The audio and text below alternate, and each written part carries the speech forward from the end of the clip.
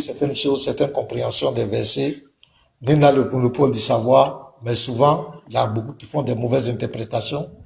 Et dans des confrontations comme cela, ça envoie la lumière et c'est très important. Donc, le sujet, c'était, bon, pour Ismaël aussi, et la plupart des musulmans, l'apôtre Paul n'est pas un véritable apôtre du Seigneur Jésus-Christ. Voilà. Donc, comme lui-même, il est là. Voilà. Donc, qu'est-ce qu'on va faire? Quelles sont les modalités? Qu'est-ce que tu veux? Lui, petit Mato, il sera là pour faire notre lecture. Et s'il faut, il va mettre le chrono, si tu veux. Les autres n'interviendront pas. C'est peut-être à la fin, voilà, qu'ils vont intervenir, mais ce sera entre toi et moi. C'est face à face. C'est bon, Ismaël Gossi? Ouais, c'est bon. Sauf que, bon, ce n'était pas prévu que les gens nous poseront des questions dans la foulée. Non, je sais pas si... ils ne vont pas poser. Si on décide, si nous on décide, ils posent. Si on ne veut pas, ça reste entre nous. Ben, je vais dire, ils n'interviendront pas. Ok, pas de souci. Ils n'interviendront pas. C'est l'autre là, petit Mato, qui sera là juste pour lire, pour faire notre lecture. Et s'il faut mettre le chrono. C'est bon, non? Au moins là, c'est bon. Non, c'est bon, alhamdoulilah. C'est bon. Voilà. Donc, on veut que tu sois à l'aise. Le plus à l'aise possible pour exposer tes preuves. Si tu veux ouvrir la caméra, tu nous dis, on te met en grand. Si tu as des choses à montrer, si tu as tout ce que tu veux, tes preuves pour prouver que Paul n'est pas un véritable apôtre de Jésus, selon toi, on te donne cette opportunité. Je veux que les frères arrivent à 100 000 cas, s'il vous plaît. Avant qu'on ne continue, allons à 100 000 cas. Voilà, un peu d'effort, allons à 100 000 cas pour sécuriser totalement le live. Faites un effort et puis continuez de partager. Il faut qu'on monte. Voilà, on est déjà 300 personnes, c'est déjà bon. Allons-y encore. Si on peut faire l'effort pour aller qu'à 400, il faut partager simplement. Et il faut partager. Vous allez voir qu'on va monter. Il faut taguer les frères que vous connaissez qui sont pas là. Taguer-les. Voilà, et puis on va monter. Ok. Donc, Ismaël aussi, quelles sont les modalités? Qu'est-ce que tu veux pour que tu sois à l'aise dans le débat? Bon, on se souvient à ce que tu vas dire. Qu'est-ce que tu veux, le temps des paroles, comment tu veux que ça se passe? On t'écoute. Non, alhamdoulillahi rabbil alamin. D'abord, moi, j'ai pas d'exigence à part une seule. C'est-à-dire, vous allez m'exposer la Bible que Paul est un apôtre de Jésus. Je préfère que ce soit vous qui allez commencer. Là, maintenant, moi, voilà. Non. C'est toi qui dois prouver que Paul n'est pas un apôtre de Jésus. C'est toi qui fais des lives. Tu as fait des vidéos. Tu dis que Paul est un faux apôtre. Donc, moi, on t'a dit, moi, je t'ai dit, je veux t'affronter, je veux te croiser pour corriger ce que toi, tu dis sur Paul. Que Paul est un faux apôtre. Mais tu vas pas venir me dire, moi, de prouver que Paul est un vrai. Non. Moi, je dis, toi, tu as dit que Paul est un faux apôtre. Et moi, je dis ce que tu dis n'est pas vrai. Donc, c'est que tes arguments sur Paul là, que Paul est un faux là, on veut que tu exposes ça. Et puis, on va te corriger tranquille. C'est ce que j'ai dit. Maintenant, toi, tu me dis, donc maintenant, je dis, donc tu reconnais que Paul est un vrai apôtre? Non, mais vous excitez pour rien. J'ai dit, ou soit vous commencez à me parler de l'apostolat de Paul, ou soit je commence. Mais j'aurais préféré que vous allez commencer. Maintenant, si vous ne voulez pas commencer, dites-moi seulement que vous n'avez pas commencé. C'est toi qui commences. C'est toi qui veux prouver que Paul est un faux apôtre. Donc, voilà, c'était facile depuis de dire ça.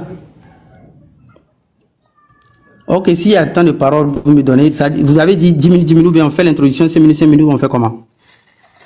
Non, on n'a pas fait d'introduction. Quand on te met en même temps, tu commences à parler, tu commences à donner des preuves que Paul est un faux apôtre, et puis après, le temps que tu vas faire, moi aussi je prends pour prouver c'est-à-dire que ce qui est bien, on va faire 10 minutes pour ne pas que ça soit long.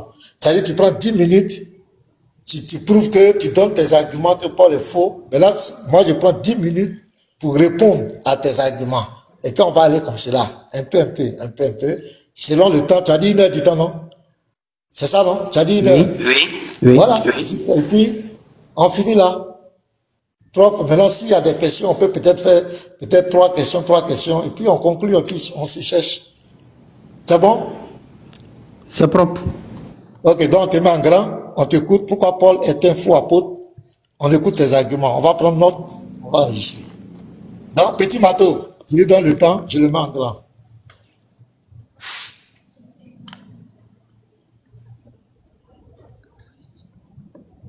Si tu es prêt, tu lui dis, va lancer. Si c'est bon.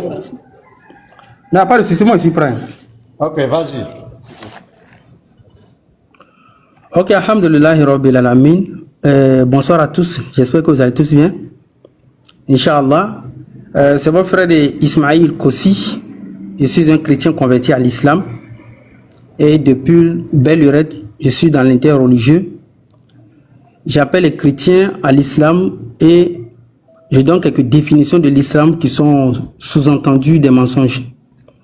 Donc aujourd'hui, Inch'Allah, le thème c'est que Paul est-il vrai ou faux? En fait, comme moi je l'ai mentionné dans ma vidéo, bon, ceux qui n'ont pas regardé ma vidéo, il suffit seulement de taper Ismaël Kossi, que ce soit YouTube, Facebook ou TikTok. Vous verrez aussitôt les vidéos que j'ai faites sur Paul. Et je ne vais pas m'attarder trop parce que la Bible appartient aux chrétiens. Et moi, ce que je trouve ici dans Acte 9, au verset 3, il est dit, Acte 9, verset 3, il est dit, comme il était en chemin et qu'il approchait de Damas, tout à coup, une lumière venant du ciel resplendit autour de lui. Il tomba par terre et il entendit une voix qui lui disait, Saul, Saul, pourquoi me persécutes-tu? Au verset 5, il répondit, qui es-tu, Seigneur? Et le Seigneur dit, je suis Jésus que tu persécutes. Il te serait dû de regimber contre les aiguillons. Tremblant et saisi d'effroi, il dit, Seigneur, que veux-tu que je fasse? Et le Seigneur lui dit, lève-toi, entre dans la ville, et on te dira ce que tu dois faire. Les hommes qui l'accompagnaient demeuraient stupéfaits et ils entendaient bien la voix, mais ils ne voyaient personne. Saul se releva de terre et quoique ses yeux soient ouverts, il ne voyait rien. On le prit par la main, on le conduisit à Damas. Il resta 3 jours sans voir et il ne mangea ni ne but. Or, il avait à Damas un disciple nommé Ananias. Le Seigneur lui dit, dans une vision, Ananias y répondit, « Me voici, Seigneur. » Et le Seigneur lui dit, « Lève-toi, va dans la rue qu'on appelle la droite et cherche dans la maison de Judas un nommé Saul de Tars.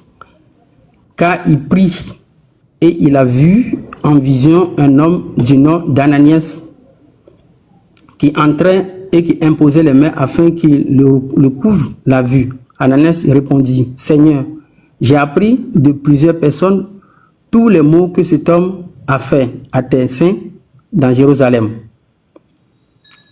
Bon, en fait, je vais m'arrêter là. Et moi, par exemple, non seulement que je sois musulman, mais quand je lis Acte 9, à partir du verset 3, j'ai là une histoire d'un homme qui partait à Damas. Et du coup, il a vu une lumière qui resplendit autour de lui. Bah, en réponse, dans cette lumière, il y aurait quelqu'un qui lui aurait dit que je suis Jésus que tu persécutes. Maintenant, le monsieur, il revient pour aller un peu plus loin dans Actes des Apôtres, toujours dans Actes des Apôtres. Il va aller raconter aux gens que c'est comme ça qu'il aurait rencontré Jésus sur la route et Jésus l'a missionné. En fait, la première question qui va se poser comme une question basique par rapport aux analyses critiques, c'est que on trouve un monsieur qui aurait eu une aventure avec un autre monsieur du nom de Jésus. Mais tous ces noms qui sont mentionnés, tous ces rapports vont être faits à un collègue de ce monsieur. C'est ce collègue-là maintenant qui va écrire tous ces discours. C'est-à-dire, quand je trouve par exemple Actes des Apôtres, moi par exemple, je me pose la question, qui a écrit Actes des Apôtres?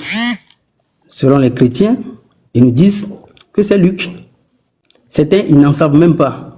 Donc, quand mon frère Mena va prendre la parole, il va être obligé de me dire qui a écrit Actes des Apôtres. Parce que moi, j'aimerais connaître qui a écrit Actes des Apôtres. Là, maintenant, ensuite, je vais voir quel est le lien entre cet écrivain et puis Paul. Parce que c'est un rapport de Paul qui a été mis à l'écrit. Donc, si moi qui suis là, par exemple, il suffit que moi, je raconte à un frère que j'étais en route, je partais quelque part, puis du coup, moi, j'ai vu Dieu. Et Dieu m'a missionné. Le frère vient, met à l'écrit, et puis on dit non, c'est vrai. Ça veut dire quoi ça? Ça n'a aucune source. C'est pas basique. On ne remonte même pas à une ascendance, on ne remonte à rien. Ni une classe prophétique, ni zéro. Donc là, déjà, pour tout intellectuel, ça tombe à l'eau. C'est de la boue. Parce que les discours de Paul ont été racontés à un certain qui a écrit Actes des Apôtres. Donc quand il va prendre la parole, il me dira qui a écrit Actes des Apôtres. Et maintenant, quand moi je verrai le lien entre Paul et puis ce dernier-là, moi je dirais, mais c'est de la merde. Donc pour l'heure, peut-être que lui n'est pas peut-être il n'est pas peut-être d'accord avec les autres, mais nous ce qu'on a appris, c'est que Luc qui a écrit Actes des Apôtres. Or Luc n'a rien à voir avec Jésus. Donc le fait que Luc n'a rien à voir avec Jésus, n'a rien à voir avec Dieu, Dieu ne nous a jamais parlé d'un certain Luc. Donc si un certain Luc qui met à l'écrit les aventures de son gourou qui s'appelle Paul, et Paul qui lui dit, mais tu sais, quand je partais quelque part là, j'ai vu un certain qui m'a parlé, il s'appelle Jésus, donc tu mets ça à l'écrit, ainsi de suite. Et maintenant, ce fut fait. Maintenant, après tous ces, je dirais, tous ces trames-là, là maintenant, on vient, on canonise, on dit non, Dieu a parlé à Paul, ou bien certain Jésus a parlé à Paul. Mais ça veut dire quoi ça? En fait, c'est pas comme si moi je parle pas comme étant musulman, je parle de la réalité des choses, je parle du raisonnement logique. Et toute chose doit avoir une base. Voilà, tu dois avoir une base. Donc, moi, déjà, cette base, c'est une base foireuse. Voilà. Elle est infondée. Et puis, bah, je vois rien de prophétique là. Voilà.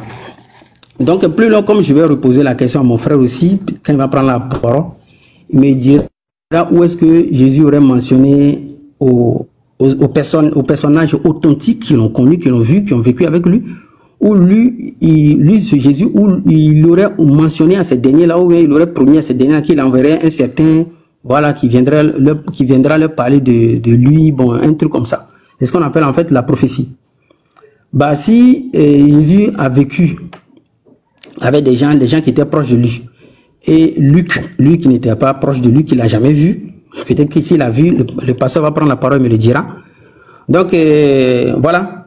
Donc, c'est ce qu'on appelle creuser une source, analyser un canal, voilà, d'une parole. En fait, dans le mode juridique, c'est comme ça on analyse les choses. Il ne faut pas analyser les choses comme, il faut avoir des yeux ou bien des lunettes d'un croyant, béat, voilà, en fait, entre griffes d'un moribond. On lui dit, soit, ou bien d'un héritier d'une parole, ou bien d'une conviction. Non, non, non, non. Voilà. Donc, déjà, dans Acte 9, verset 3, ça n'a pas de fondement. Voilà, ça n'a pas de fondement. Donc, si je poursuis un peu, je pourrais poser la question au pasteur.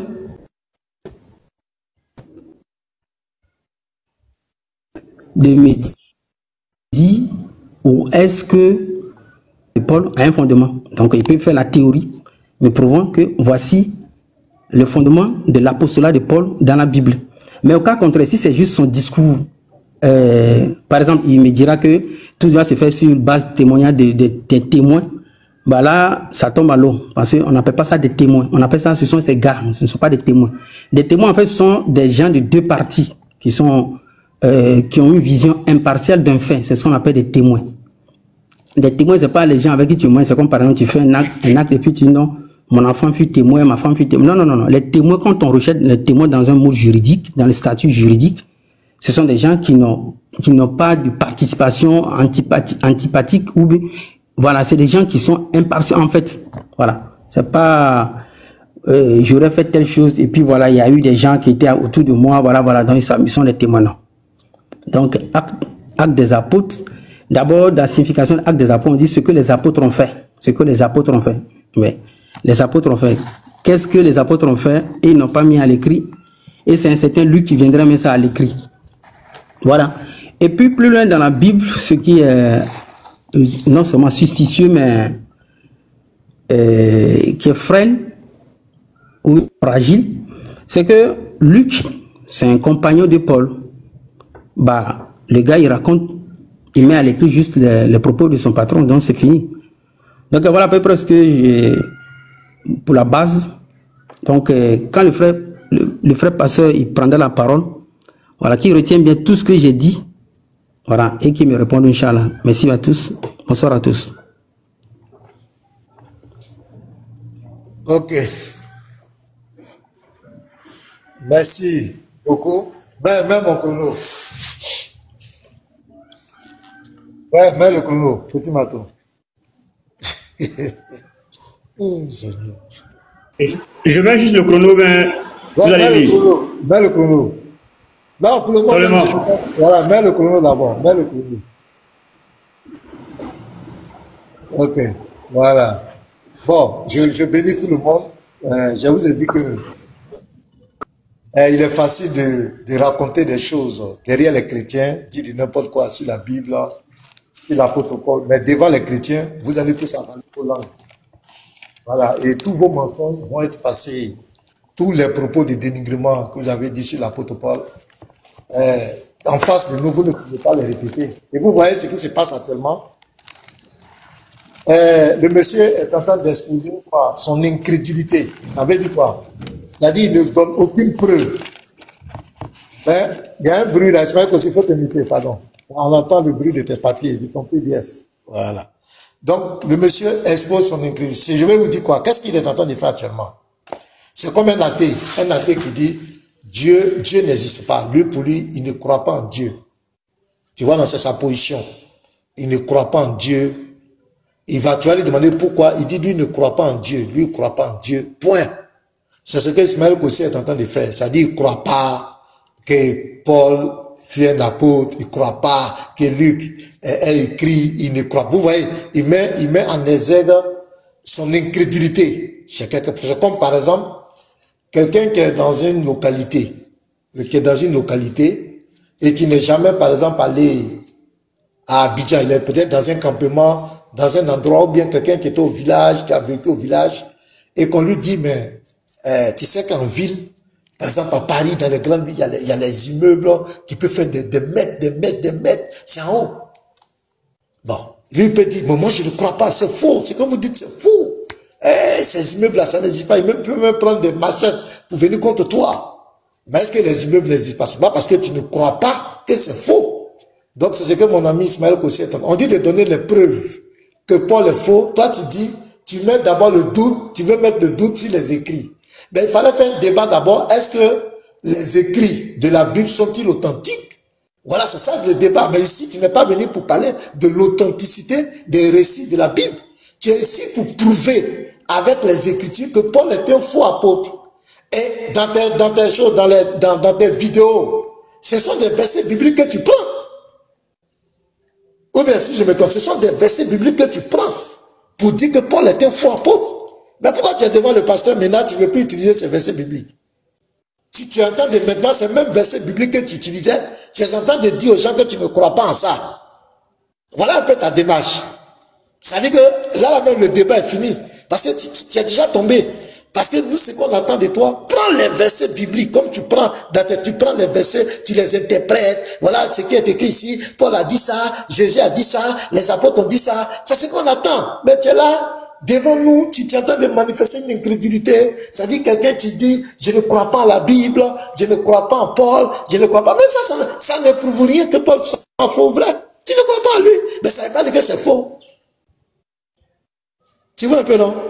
Nous, on veut que tu nous donnes des preuves. C'est ce qu'on attend. On dit les preuves. Les preuves que Paul, voici, il est écrit ici, Paul a dit ça, voilà l'autre a dit ça ici, Paul a menti, c'est faux ici, c'est faux. Il dit, regardez ce qu'il dit, il dit, Luc a raconté les choses de son maître. Mais quand il lit les actes des apôtres, c'est bel et bien lui qui a écrit. C'est bel et bien lui qui a écrit les actes des apôtres. Mais Luc ne parle pas seulement de Paul. Luc parle des apôtres.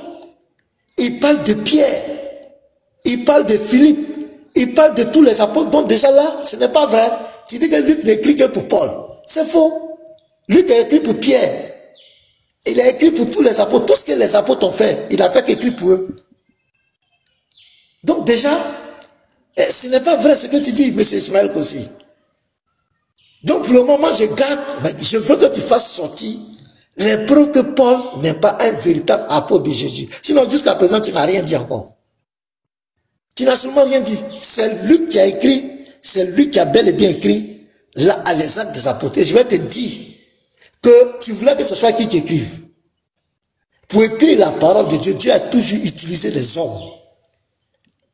Dieu a toujours utilisé les hommes. Dieu ne prend pas un pic du haut des cieux, ou bien Dieu n'envoie pas des instances. Ce sont les hommes que Dieu utilise. Et Dieu a utilisé Luc, qui était un disciple, qui a écrit.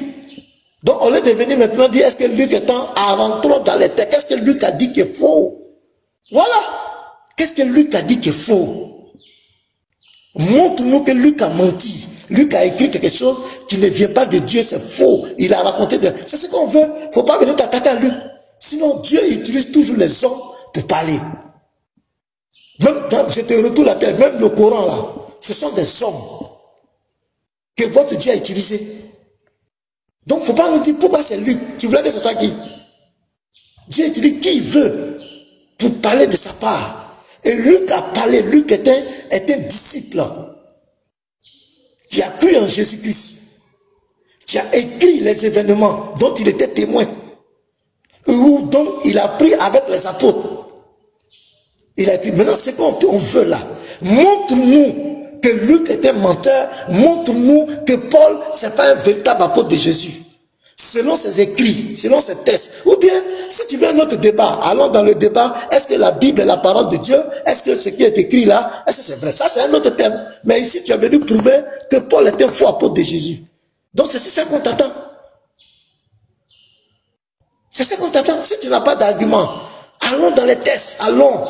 Oui, Paul contredit Jésus, et Paul a contredit Jacques, Paul c'est lui qui a créé le christianisme, Paul est comme cela, Paul était menteur, l'autre côté il a dit ça, il a menti ici, c'est ce qu'on veut, et puis on va aller, on va analyser, c'est ce qu'on attend. Maintenant tu l'as dit, est-ce que c'est lui qui a écrit, est-ce que pourquoi c'est lui qui a écrit? Non, c'est pas ça le débat, mon frère, c'est pas ça.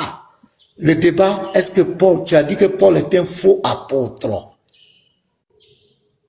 Donne-nous les preuves que l'apôtre Paul n'est pas apôtre de Jésus-Christ. C'est ce qu'on attend. Sinon, les écrits là, Dieu utilise les hommes pour écrire sa parole. Dieu utilise les hommes pour écrire sa parole. Tous les livres de foi qui sont sur cette terre, Dieu est passé, c'est toujours l'homme. L'homme a sa part de temps. Jamais, jamais un Dieu n'a écrit un livre avec ses propres mains. Il a toujours utilisé des hommes. Que ce soit des personnes qui sont témoins oculaires ou des personnes qui viennent après, Dieu a toujours utilisé des hommes. Donc ce débat-là, si tu veux mettre l'accent sur c'est Luc, pourquoi c'est Luc, c'est déjà un faux débat. Donne-nous les arguments ici. Sinon, pour le moment, tu n'as rien prouvé. Ça fait 10 minutes cadeau.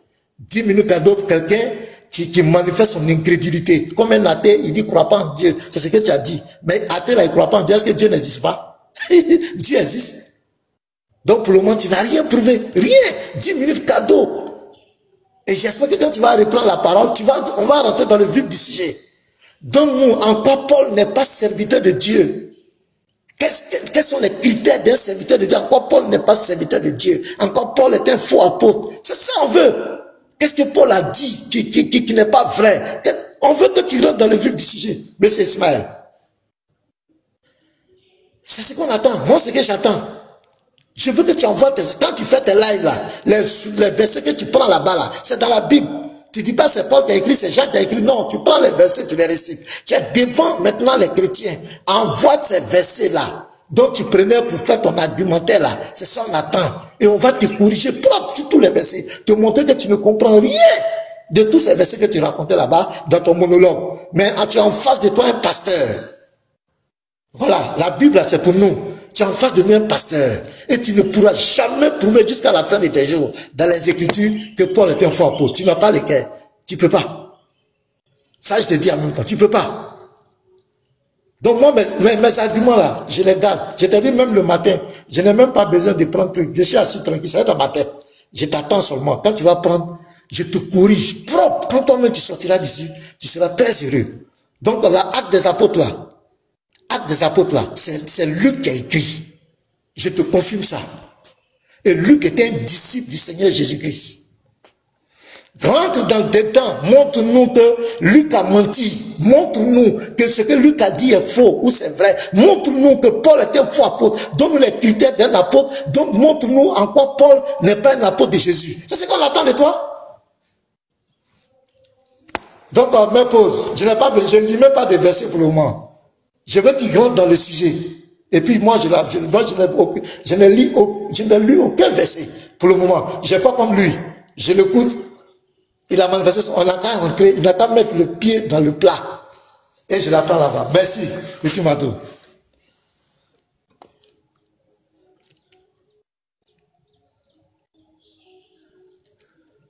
J'aime 10 minutes. C'est bon, si tu es prêt, tu me dis. Hein. Non, pas de souci, moi aussi prêt, Inch'Allah. C'est parti. Ok, alhamdulillahi rabbil alamin. Rabbi shrah li sadri wa yassir li amri wa hulul 'uqdatan min lisani yafqahu qawli. Subhanaka la ilma lana illa lamtana innaka anta alimul hakim.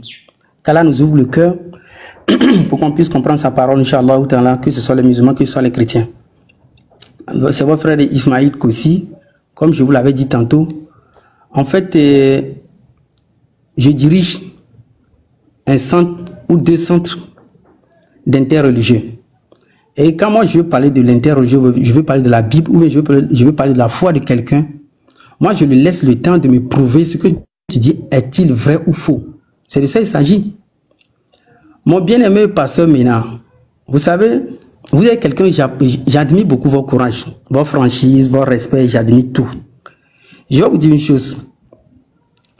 Quand moi je parle de la Bible, je ne parle pas de vous, je ne parle pas des chrétiens.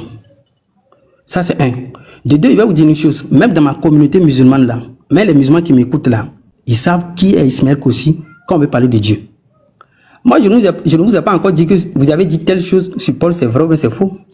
J'ai dit intellectuellement, selon les analyses basiques d'un canal, d'une parole, jusque là, il n'y a rien qui prouve que Paul est un apôtre de Jésus. Voilà, j'ai parlé 10 minutes. C'est à vous de prendre la parole. Non, tu sais, mon frère, c'est lui qui a raconté, mais c'est vrai, Paul est comme ça. Mais prouve-moi que Paul est vrai. Tu ne me parles de mon incrédulité. Mais si j'étais crédule à votre idéologie chrétienne, mais il serait chrétien. Mais justement, c'est parce que je ne crois pas à vos messages que moi, je ne suis pas chrétien. Mais tu dois te mettre ça dans la tête. Mais où est sortie l'incrédulité? L'incrédulité. Moi, j'ai rien. C'est comme moi, par exemple, vous me posez la question si Mohammed, il est... Je vais vous fouetter ici proprement. Je n'attendrai même pas à dire non, est-ce que tu crois pas. Non, moi, je n'ai pas besoin que tu crois pas. Voilà. Nous ne sommes pas à l'église ici. Expose-moi clairement que voici de là à là, Paul est un apôtre de Jésus. C'est fini. Mais si moi, je ne crois pas, les gens vont croire. Explique-moi, qu'est-ce qu'il est advenu jusqu'à Paul aujourd'hui, il est crédible chez vous. Explique-moi. Moi, j'ai déjà commencé. J'ai pris acte des apôtres. Vous avez dit, par exemple, Luc est un disciple de Jésus. Luc est un disciple de Jésus. Mais c'est beau ces paroles-là. Quand on lit Luc 1, verset 1, qu'est-ce qu'il dit? Plusieurs ayant entrepris de composer un récit des événements qui se sont accomplis parmi nous, suivant ce que nous ont transmis ceux qui ont été des témoins oculaires dès le commencement et sont devenus des ministres de la parole. Il m'a aussi semblé bon, après avoir fait des recherches exactes sur toutes ces choses depuis leur origine, de te les exposer par écrit d'une manière suivie, excellent Théophile. Mais un monsieur dit qu'il a fait des recherches sur des choses qui se sont passées et il les expose. Mais en quoi ça là, ça vient chercher dans la prophétie? En quoi ça vient chercher? C'est ce monsieur maintenant qui écrit les activités qu'un certain gourou Paul aurait vécu, mais lui aurait raconté. Et tu me dis tu me parles de la classe prophétique. Moi, je dis de me prouver la classe prophétique de Paul lui-même d'abord. D'où vient l'idée que lui là, il est crédible. Ça c'est un. Voilà. Si tu veux, je te le dis en même temps parce que ça ne sera pas la dernière fois, on va se rencontrer sur des sujets. Moi, j'ai toujours dit à tous les chrétiens, même les musulmans, toute personne qui ne comprend pas quelque chose sur Dieu là, moi, Ismaël Kossi, je suis ouvert. Mais si tu es l'imam de la Mecque, je suis là. Si tu as menti, je te dis tu as menti. Et tu vas te lever avec sueur. Voilà. Donc si tu veux, après ça là, demande-moi débat. Qu'est-ce qui a fait que Mohamed là, il est messager de Dieu authentique? Il n'y a pas de souci. Voilà. C'est de ça qu'il s'agit. Moi, je dis, je te donne l'opportunité de me prouver que Paul est un véridique. Mais c'est fini. Moi, j'ai dit, quand tu finis de vivre une action, après cette action, tu viens, tu la racontes à ton petit. C'est à Luc, c'est un petit de Paul. D'ailleurs, attends. Philémon, on va lire Philémon 1, verset 23. Voilà. Philémon 1, verset 23. Philémon 1, verset 23. Qu'est-ce qu'il a dit? Epaphras, mon compagnon de captivité en Jésus-Christ, te salue, ainsi que Marc, Aristarque, Démas, Luc, mes compagnons d'œuvre. Je lis 2 Timothée encore. 2 Timothée 4, verset 11. Il est dit, Luc seul est avec moi. Luc seul est avec moi. C'est-à-dire, j'ai dit, il y a un gourou qui a un gars, son petit qui est à côté de lui. Le gourou a dit, mon petit, il faut mettre ça à l'écrit. Je parle dans un langage ivoirien. Mon petit, il faut mettre ça à l'écrit. Tu sais, je partais à Damas, tout d'un coup, j'ai vu une lumière qui resplendit autour de moi, et puis j'ai dit non, Jésus. Mais il y a des gens qui disent qu'ils sont Jésus en Côte d'Ivoire. Pourquoi vous ne les croyez pas? Il y a des gens qui disent en Côte d'Ivoire qu'ils ont vu Jésus. Pourquoi vous ne les croyez pas? Il y a Kakou Philippe qui dit que Jésus l'a mandaté, mais c'est pas quoi. Pourquoi vous ne les croyez pas? C'est parce qu'ils n'ont pas rempli des critères d'un homme qui peut s'auto-proclamer, qui peut prétendre ou confirmer ou je sais pas quoi, valider, qu'on peut valider que Jésus lui aurait dit quoi que ce soit. Voilà. C'est parce que quand vous analysez les critères sont farfelus. Donc, moi, je suis là. D'abord, je vais analyser les critères de Paul. Voilà. À tous les chrétiens. Mais c'est maintenant, moi là, Ismaël aussi, je me suis assis comme ça, dans une école de l'interreligieux. J'ai appris jusqu'à, j'ai eu mon diplôme. C'est ce que vous ne savez pas. Voilà. C'est à cause de ça, quand moi je parle là, il n'y a personne sur Internet qui peut brancher. Quand il dit personne là, je pèse bien mes mots. Et le jour où vous verrez quelqu'un qui va s'opposer à moi, vous allez voir. Jusqu'alors, moi, je ne débat pas. Jusqu'alors, il n'y a personne qui me contredit. Je peux prendre un savant musulman, je le fouette bien. Je prends un savant chrétien, je le fouette bien. Il n'y a rien qui va se passer. Donc, c'est pour vous dire que quand tu vas dans chaque école, que ce soit la critique intellectuelle, que ce soit comme la théologie, on t'apprend d'abord ce qu'on appelle le canal prophétique. On t'apprend ce qu'on appelle comment dire, un ton oraculaire. Voilà. C'est ce qu'on t'apprend d'abord. Un ton oraculaire et le canal prophétique.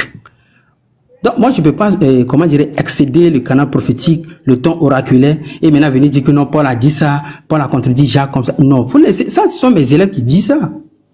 Bon. Voilà, quand tu écoutes ces discours, ce sont mes élèves qui n'ont pas fini leur cours avec moi, ils se sont fait gros dos et puis ils sont partis, ils ne savent pas comment analyser ou bien prouver les choses. Voilà. Quand tu veux débattre sur quelqu'un, d'abord, Allah subhanahu wa ta'ala dit, Kul ayushay akbar ou shahada, Kul ilah. Allah dit, y a-t-il quelque chose de plus grandiose que le témoignage? Voilà, ici, d'abord, moi, on parle d'abord du témoignage. Voilà, c'est le témoignage qui importe. Voilà, c'est le témoignage qui importe. Maintenant, on voit maintenant le statut de ce que la personne a dit.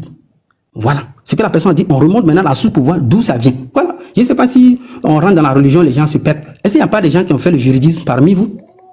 Il n'y a pas des gens qui ont le statut juridique parmi vous? Si vous n'avez pas fait la loi ni le juridisme, mais allez vous reposer. Parce qu'il y a certaines missions qui nous regardent, nous, qui avons fait ces sciences-là.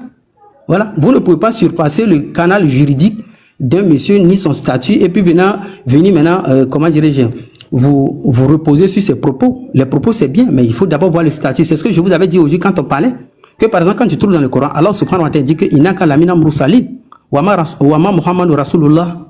Mohamed est un messager. Allah le dit dans le Coran. Mais est-ce que ça veut dire pour vous qu'il est messager parce que c'est écrit qu'il est messager? Quand vous dites que je suis incrédule, par exemple, si je voulais parler de l'authenticité des textes bibliques, c'est déjà authentifié. Mais il n'y a pas un athée qui a authentifié la Bible. C'est vous qui avez authentifié votre texte. Voilà. Maintenant, quand vous venez chez quelqu'un avec votre texte là, voilà, c'est à vous de prouver A plus B que le texte il est authentique. Maintenant, attendez à ce qu'on va vous poser des questions. Voilà. Moi, il y a mes élèves qui m'ont posé certaines questions en Europe que non, maintenant, quel est le débat qui doit se faire? Je leur ai dit que le débat qui doit se faire actuellement, on est là. Les musulmans vont s'asseoir, les chrétiens vont leur poser des questions. Voilà. S'ils savent qu'ils sont véridiques là, ils n'ont qu'à s'asseoir, ils vont donner l'opportunité aux chrétiens de leur poser des questions. C'est le débat qui doit exister actuellement. Voilà. Donc, musulman qui n'est pas encore prêt pour ça, n'a qu'à s'asseoir. Voilà. Parce que quand tu es prêt à t'opposer à l'autre là, il faut être prêt à répondre aussi à toi aussi tes propos. Donc, c'est un peu comme ça. Donc, moi d'abord, je dois d'abord savoir qui est Paul, le canal de ses discours. Celui qui a raconté ça, je vais voir le statut. En fait, c'est pas vous, hein. C'est moi, c'est mon niveau intellectuel qui arrive à ce niveau-là. Voilà. C'est mon niveau intellectuel qui est surclassé, là. C'est ça qui fait. Donc moi, je peux pas passer du statut de la personne, ni du canal, et puis venir dire non, Paul contredit Jacques, Paul fait comme ça. Non. D'où vient Paul? Ce qu'il dit là, ça vient d'où? Canal prophétique. C'est de ça qu'il s'agit. Voilà. Donc, Et par exemple, quand vous dites que quand moi je prends les versets bibliques pour valider mes choses, depuis quand moi j'ai pris les versets bibliques pour valider ma religion, je ne prends pas les versets bibliques pour valider ma religion. Ceux qui font des débats, Mohamed dans la Bible, c'est eux, vous devez voir avec ces genre de choses, Inch'Allah. Donc, quand moi je prends la Bible, voilà, je pose des questions sur la Bible. Maintenant, c'est vous qui devez être courageux, être grand connaisseur de vos textes, et c'est vous qui devez me prouver maintenant que Paul est un véridique. Donnez-moi les preuves et répondez à mes questions que Paul est véridique. Là, je vous suis, Inch'Allah. Salam alaikum. Ah, vraiment. Petit matou, non, vraiment. J'ai que le professeur même est découragé actuellement. Tous les chrétiens sont découragés. On dit à Ismaël Kossi, viens prouver. Mets le chrono. Mets le chrono. Voilà. On dit à Ismaël Kossi, viens prouver que Paul était un faux apôtre, comme tu le dis. Il a avalé sa langue. Il ne peut même pas décoller. Le thème, c'est pas, est-ce que Ismaël Kossi a les diplômes ou bien Ismaël Kossi est qui? On dit l'apôtre Paul. Tu vois? Bon, ok. Je vais te donner, parce que tu as mis l'accent, tu parles de Luc. Mais c'est pas Luc seulement qui a parlé de Paul. Tu vois? C'est pas Luc seulement qui a parlé de Paul. Donc je vais te corriger rapidement. D'abord, quand tu lis Luc 10, verset 16, le Seigneur Jésus a dit que celui qui écoute les apôtres, l'écoute lui Jésus. Quand on prend Marc 4, verset 11, que je vais lire,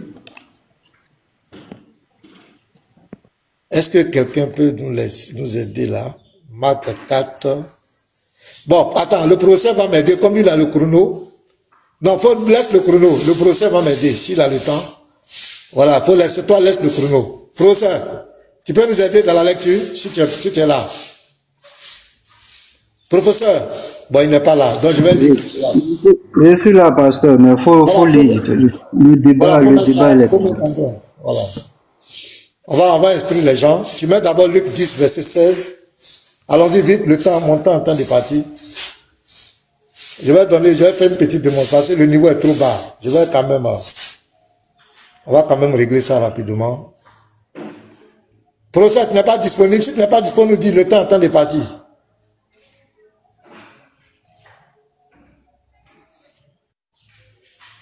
Bon, ok, il est là. Il va faire. Petit Mato, attends, il est là, lui-même il va faire. C'est mieux. Toi, mets le chrono. Pour que les choses soient fluides, quoi. Pour qu'on soit dans la vérité.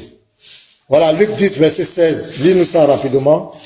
Pour ça, allons vite, le temps est trop. Celui qui vous écoute m'écoute, et celui qui vous rejette me rejette, et celui qui... Voilà. Celui qui vous écoute m'écoute. Tout le monde ne m'entend pas. Celui qui vous écoute m'écoute, et celui qui vous rejette me rejette, et celui qui me rejette rejette celui qui m'a envoyé. Donc Jésus dit ici qu'on doit écouter le témoignage des apôtres. Quand tu prends Marc 4, verset 11, il dit là-bas que c'est aux apôtres qu'il a donné la connaissance du mystère du royaume. Dans Matthieu 28, verset 19, il dit que ils doivent enseigner ce que lui, il leur a prescrit. Dans Luc 24, 48, il dit les apôtres sont les témoins. Dans Acte 1, verset 8, il dit qu'ils sont des témoins. Donc, pour montrer que Paul est un faux apôtre, il faut faire recours aux contemporains de Paul. Et les apôtres de Jésus étaient contemporains de Paul. Oh, très bien. Hey.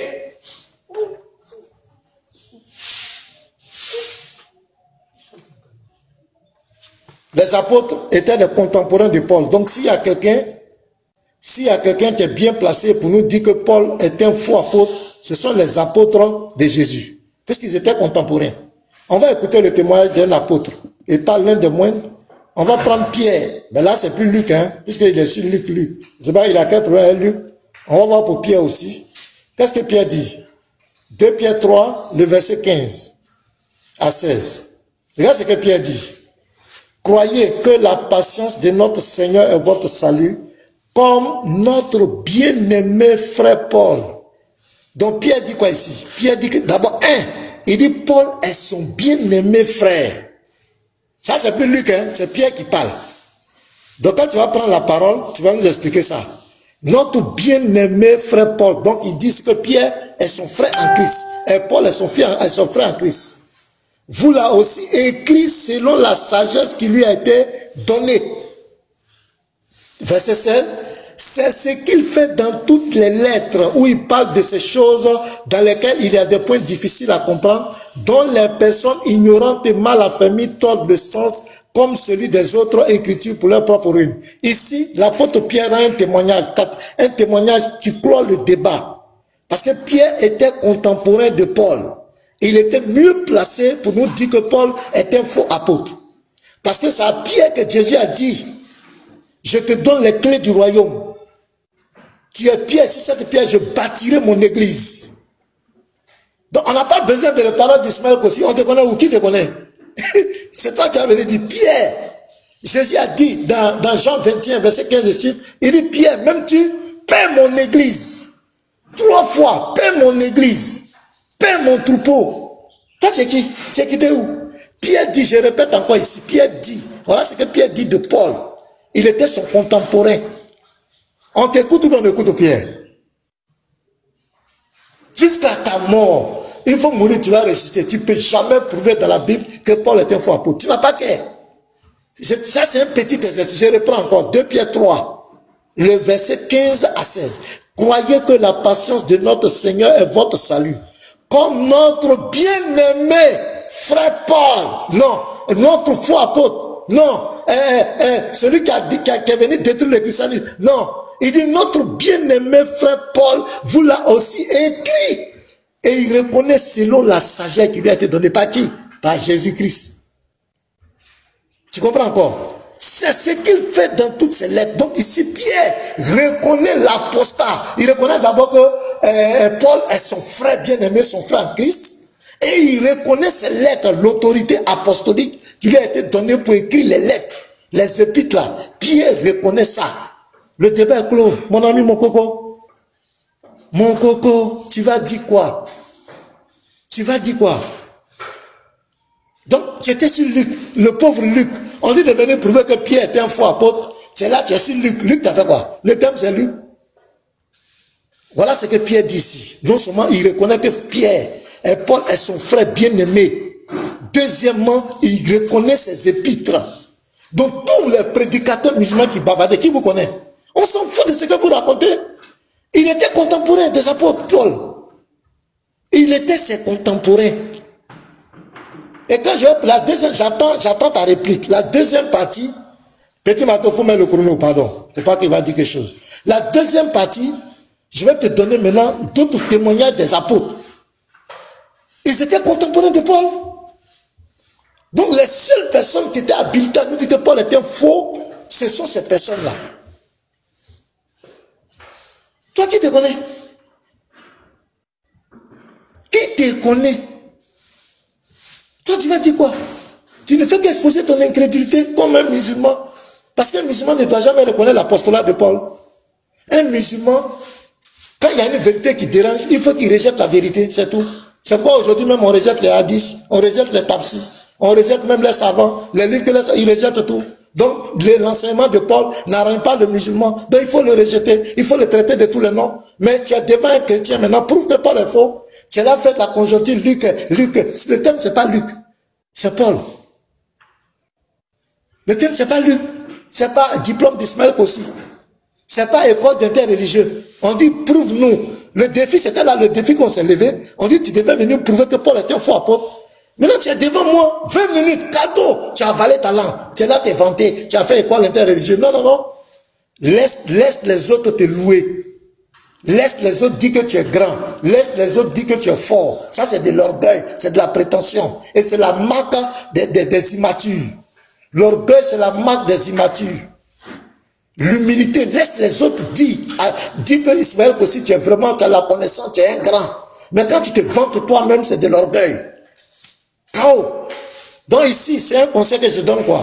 Ici, je ne vais même pas me fatiguer, le niveau est trop bas. Je ne vais même pas me fatiguer. Regarde, je relis encore 2 Pierre 3. D'abord, Jésus a dit, celui qui rejette les apôtres, il rejette. Pierre là, Jésus a dit, si toi je bâtirai mon église, je te donne les clés du royaume. Pierre, paie mes brebis. Voilà un apôtre qui était contemporain de Paul. Voilà son témoignage ici. Croyez que la patience, 2 Pierre 3, verset 15 à 16. Croyez que la patience de notre Seigneur est votre salut, comme notre bien-aimé frère Paul. vous l'a aussi écrit, selon la sagesse qui lui a été donnée par Jésus. C'est ce qu'il fait dans toutes les lettres, où il parle de ces choses dans lesquelles il y a des points difficiles à comprendre, dont les personnes ignorantes, comme Ismaël Kossi et mal affermis, tordent le sens comme celui des autres écritures pour leurs propres ruines. Je t'attends. Voilà une preuve. Moi, je te donne une preuve. Un contemporain de Paul, n'importe pas l'un de moindre. Je te parle de l'apôtre Pierre. Voilà son témoignage à l'égard de Paul. Toi, tu vas dire quoi? Donnez-lui les dernières 10 minutes, on va avancer. C'est une perte de temps. Je dois aller prêcher le soir, il est en train de nous fatiguer. C'est bon. Il faut lui donner le reste des secondes là.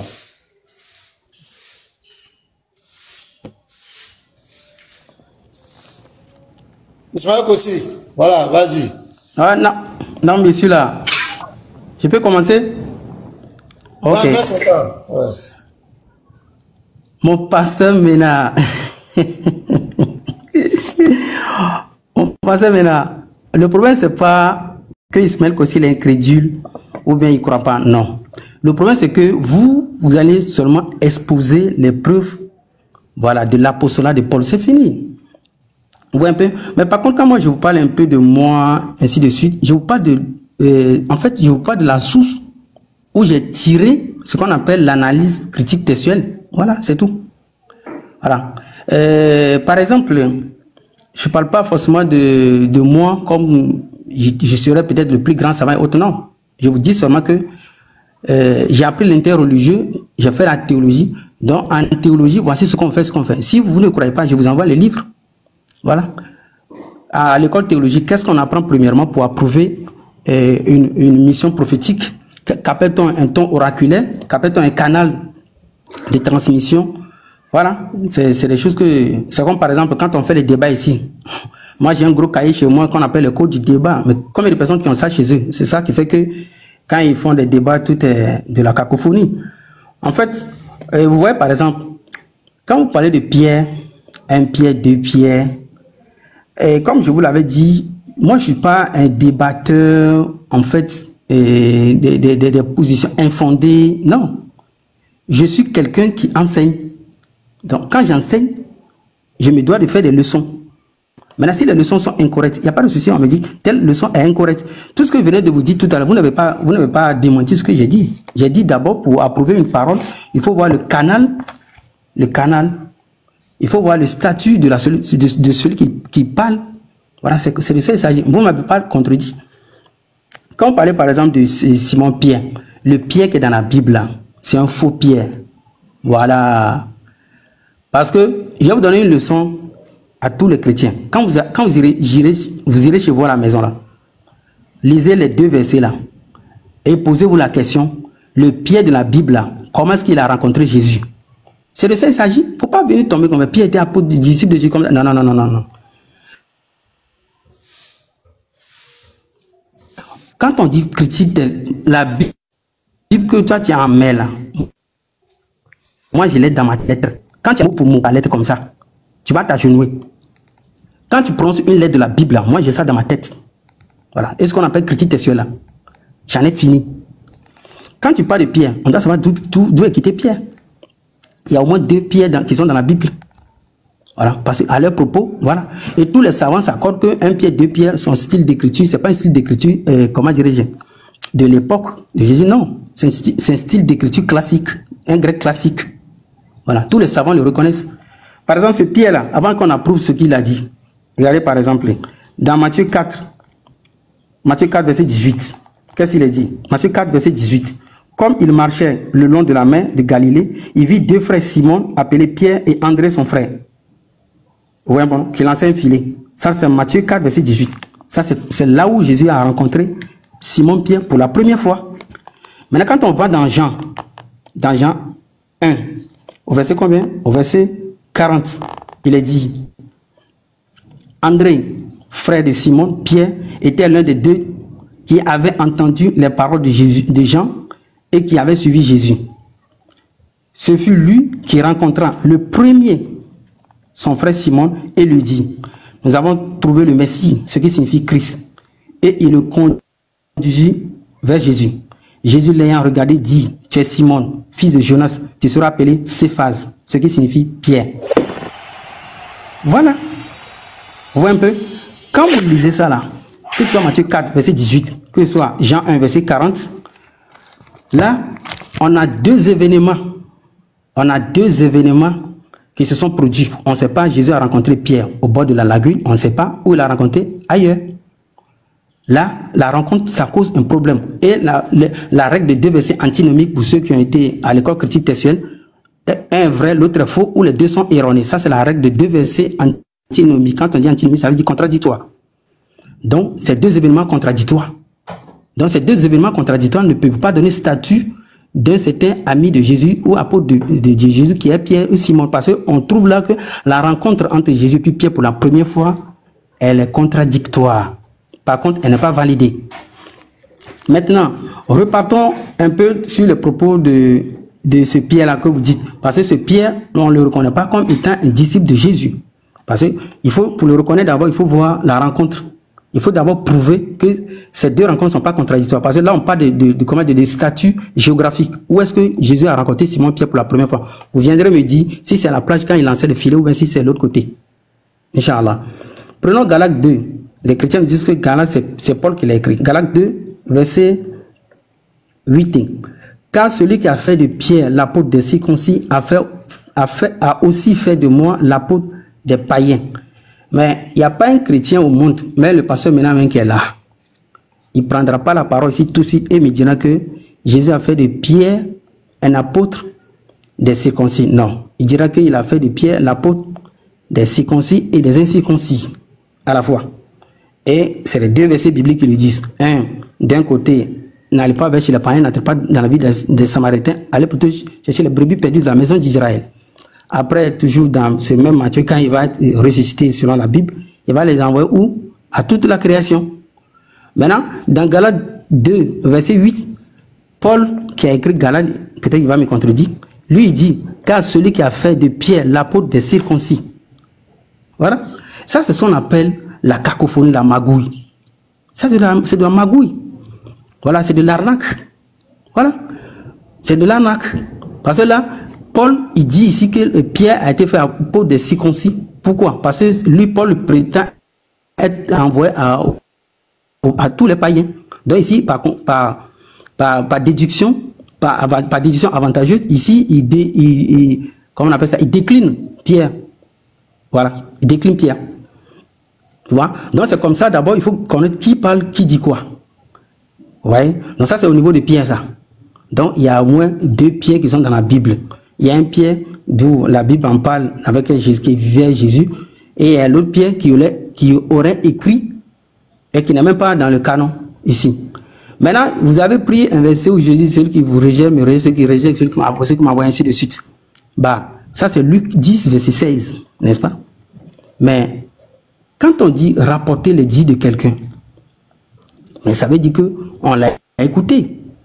Soit telle personne m'a dit, c'est ce qu'on appelle en islam al-isnad. En islam, on appelle ça al-isnad. Voilà le canal de la transmission.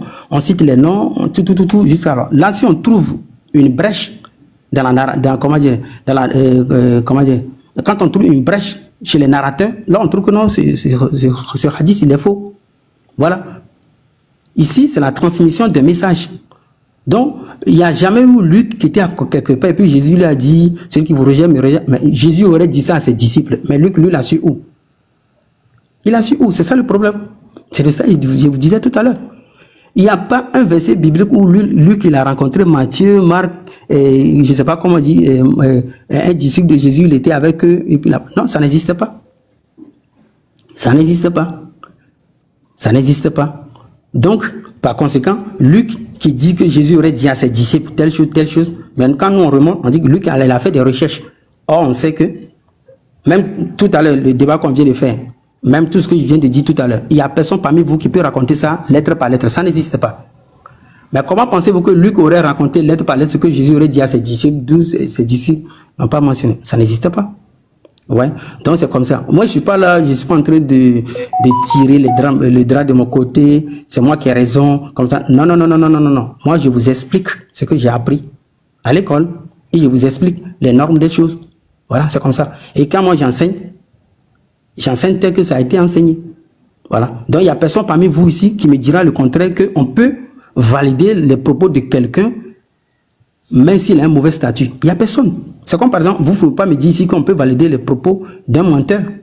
Une personne qu'on connaît dans la société, que c'est un menteur, on ne peut pas valider ses propos devant le tribunal. Le tribunal ne peut pas valider ses propos. Donc, moi, je dis, Pierre, qui est en train de parler dans la Bible, sa rencontre avec Jésus, c'est deux rencontres contradictoires, des deux lieux différents.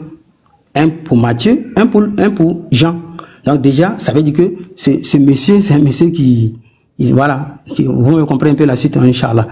Donc, je pense que je vous attends toujours à me prouver la source prophétique de Paul.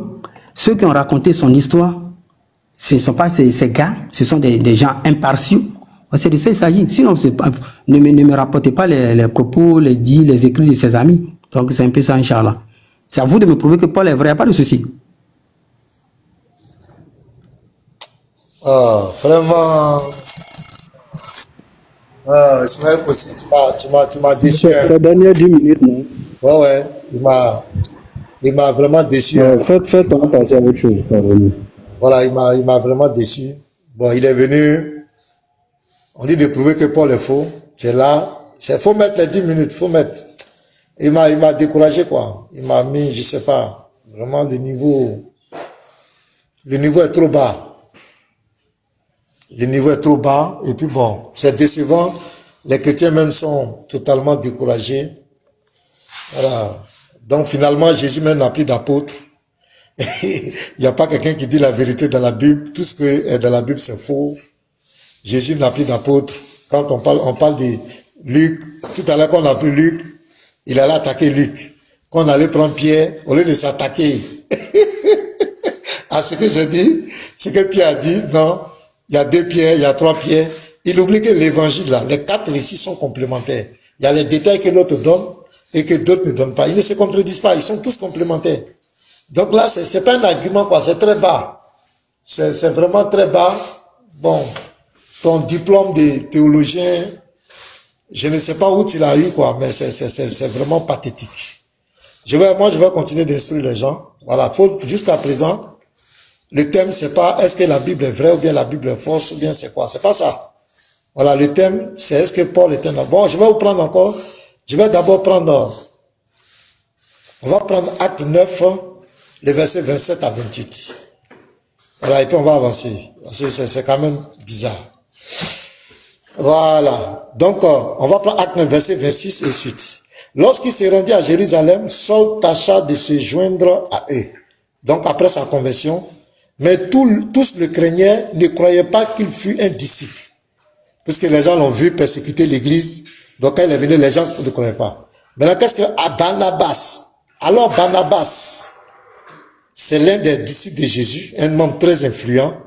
L'ayant pris avec lui, va prendre Paul. C'est ceux-là qui pourraient nous dire que Paul était un faux apôtre. L'ayant pris avec lui, le conduisit vers les apôtres. Donc, Barnabas va prendre la main de Paul, il va le conduire vers les apôtres et leur raconta comment sur le chemin Saul avait vu le Seigneur qui lui avait parlé et comment à Damas il avait prêché franchement au nom de Jésus. Verset 28, écoute très bien. Il allait et venait avec eux. Avec qui? Les apôtres de Jésus. Dans Jérusalem. Et s'exprimant en toute assurance au nom du Seigneur. Donc ici, Barnabas va prendre la main de Paul. Il va venir vers les apôtres. Il va rendre le témoignage. Et Paul il allait et venait avec eux, avec les apôtres, dans Jérusalem. Et s'exprimait en toute assurance au nom du Seigneur. Donc ce sont ceux-là qui sont mieux placés. Ils étaient contemporains de Paul. Ce sont ceux-là qui étaient mieux placés pour nous dire que Paul était un faux apôtre. Je vais enfoncer le clou encore. Regardez. Acte 15. Acte 15, le verset 1. D'abord, on va commencer. Quelques hommes venus de la Judée enseignaient les frères en disant, si vous n'êtes circoncis, selon le rite de Moïse, vous ne pouvez être sauvés. Paul et Barnabas, le même Barnabas, eut avec eux un débat et une vive discussion. Et les frères décidèrent que Paul et Barnabas, quelques-uns de leurs, montaient à Jérusalem vers les apôtres et les anciens pour traiter cette question. Donc Paul encore va aller là-bas. On continue, vous allez voir. Regardez. On va aller directement. Donc ils vont traiter l'affaire de la circoncision, tout. Mais ce qui m'intéresse, on va aller directement au verset 22. Acte 15, verset 22. Alors, ça c'est Jacques. Alors il parut bon aux apôtres, aux anciens, et à toute l'église de choisir parmi eux et d'envoyer à Antioche avec Paul et Barnabas. Jude appelé Barnabas et Silas, hommes considérés entre les frères. Il les chargeait d'une lettre ainsi conçue. Les apôtres, les anciens et les frères, aux frères d'entre les païens qui sont à Antioche, en Syrie et en Cilicie, salut. Vous comprenez? Ayant appris que quelques hommes partis de chez nous et auxquels nous n'avions donné aucun ordre, vous ont troublé par leurs discours et ont ébranlé vos foi. Nous avons jugé, écoutez très bien les frères, nous avons jugé à propos, après nous être réunis tous ensemble, de choisir des délégués et de vous les envoyer avec nos bien-aimés Barnabas et Paul. Qu'est-ce que c'est qu'on dit ça? Ils chargeaient les apôtres d'une lettre ainsi conçue. Les apôtres de Jésus, les anciens de l'église de Jérusalem et les frères, les chrétiens, et aux frères dans des païens qui sont en Antioche. Ce sont eux qui rendent des témoins. Nous avons jugé à propos, après nous être réunis tous ensemble, de choisir des délégués et de vous les envoyer avec nos bien-aimés. Dans l'autre côté, Pierre a dit quoi? Pierre dit que Paul est son bien-aimé. Ici, les anciens, les apôtres, l'église, les frères reconnaissent que Paul est leur bien-aimé. Regardez le verset 26, le témoin qu'ils vont dire. Ces hommes qui ont exposé leur vie pour le nom de notre Seigneur Jésus-Christ, dont les apôtres, les anciens de l'église, les frères de l'église, qui étaient contemporains de Paul, disent que les Paul ont exposé leur vie pour le nom de notre Seigneur Jésus-Christ. Hey, mon frère, à Zambouama, il y a quel problème? Il faut montrer que Paul était un faux apôtre. C'est ce qu'on te demande. Et si pour ta gouverne, si tu ne sais pas, Paul est mort en martyr pour le Seigneur Jésus. Est-ce que tu sais ça? Ismaël aussi. Est-ce que tu sais que Paul est mort en martyr pour le Seigneur Jésus? Quand tu faisais ton cours de théologie, là, on ne t'a pas dit ça là-bas. Donc ici, ces hommes qui ont exposé leur vie pour le nom de notre Seigneur Jésus. Je te mets encore un chaos. Je prends encore. Acte 13. Regarde. Ça, c'est le témoin des hommes. Maintenant, regardez, le Saint-Esprit même va parler. Il y avait dans l'église d'Antioche des apôtres et des docteurs. Barnabas, Siméon, appelé Niger, Lucius de Cyrène, Manahem, qui avait été élevé avec Hérode, le tétrarque, et Saul. Pendant qu'ils servaient le Seigneur dans leur ministère et qu'ils jeûnaient, le Saint-Esprit dit, mettez-moi à part Paul et Barnabas et Paul pour l'œuvre à laquelle je les ai appelés. Le Saint-Esprit même dit que Paul est un appelé. Azamboiement, mon frère. Écoutez, alors, après avoir jeûné et prié, il leur imposait les mains et les laissait partir. Écoutez très bien. Verset 4. Barnabas et Paul, envoyés par le Saint-Esprit, descendit à Sélécie et de là, ils embarquèrent pour l'île de Chypre.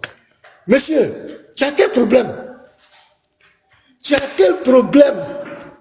Toi, tu vas venir prouver dans la Bible ici que Paul n'est pas apôtre de Jésus? Ceux qui étaient contemporains de Paul, les apôtres de Jésus-Christ, les apôtres de Jésus, je n'ai pas encore fini. Je vais prendre Acte 14, verset 1 à 3. À Icône, Paul et Barnabas entrèrent ensemble dans la synagogue des Juifs. Et ils parlaient de telle manière qu'une grande multitude des Juifs et des Grecs crut. Mais ceux des Juifs qui ne crurent point excitaient et aigris les esprits des païens contre les frères.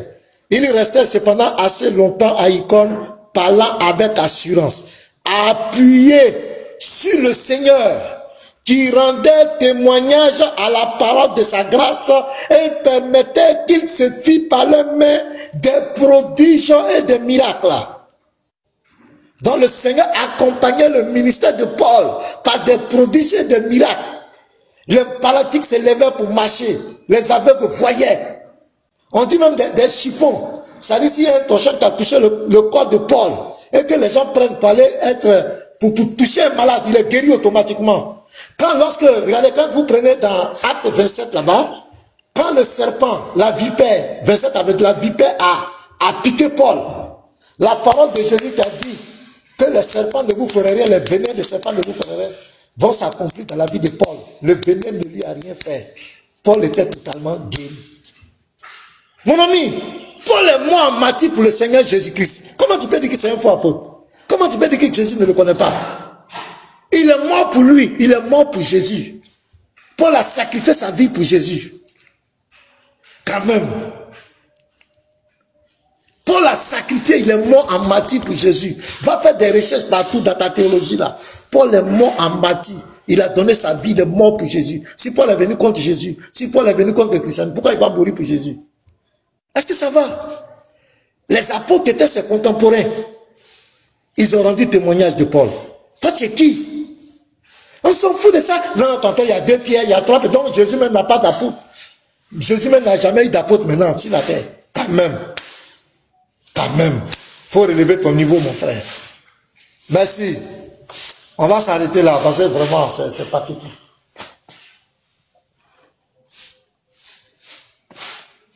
Ok, pasteur. Donc, ainsi prend fin, voilà, les 10 minutes de chacun. Donc, je ne sais pas, la suite là, c'est quoi, pasteur? Bon, moi, je ne sais pas, hein, parce que le monsieur, c'est un indicateur. S'il veut un débat, est-ce que la Bible est la parole de Dieu? Voilà. Les contradictions dans la Bible, je ne sais pas quoi, on peut le faire, mais je crois qu'il n'est pas venu ici pour prouver que Paul est un faux apôtre. On a perdu 1 heure du temps pour rien. Il n'a pas été capable de donner une seule chose. Paul est un faux apôtre, il n'a pas été capable. Il était là, c'est pour jouer sur Luc, c'est pour jouer sur Pierre. C'est pas ça le thème. Il faut prouver que Paul est un faux apôtre. Ou bien si tu veux un débat, tu demandes les contradictions dans la Bible, on va t'expliquer les versets que tu ne comprends pas. Mais c'est pas le hors sujet, quoi. Voilà ce que je voulais dire. Donc je crois qu'on va s'arrêter là. Il va faire sa conclusion. On va conclure et puis on va s'arrêter. Il est 16h08. Je dois prêcher le soir. Donc aussi, tu prends 5 minutes ou bien si tu veux 10 minutes pour faire ta conclusion. Je vais faire ma conclusion et puis on va rester là. On va s'arrêter là. Voilà, on va s'arrêter là. C'est pas la peine. Si tu veux un débat maintenant sur l'authenticité des écrits bibliques, les auteurs de la Bible, il n'y a pas de problème. On peut programmer ça. Mais le sujet, c'est hors sujet, quoi. Il fallait nous prouver que Paul est un faux apôtre. Qu'est-ce qu'il enseignait qui est faux? Sa révélation, tu as juste manifesté, tu ne crois pas. C'est normal, tu es un musulman, tu ne crois pas. Ça ne veut pas dire que c'est faux. C'est tout ce que tu as manifesté, tu n'as donné aucune preuve. Maintenant, tu veux attaquer l'authenticité de la Bible, si tu veux, on peut organiser un débat, on peut te mettre avec un frère, mais moi, ça reste à désirer, quoi. Il faut faire ta conclusion 5 minutes, je vais faire 5 minutes et puis on va s'arrêter là. En fait, il y a 1 heure du temps, on va avancer. Voilà, tu as la parole. Il faut faire tes 5 minutes, mais les 5 minutes, il va faire sa conclusion et puis on va avancer. Ok, Inch'Allah, je pense que on doit se poser des questions. Parce que faut qu'on se pose au moins 1 à 2 questions chacun. Voilà. Bon.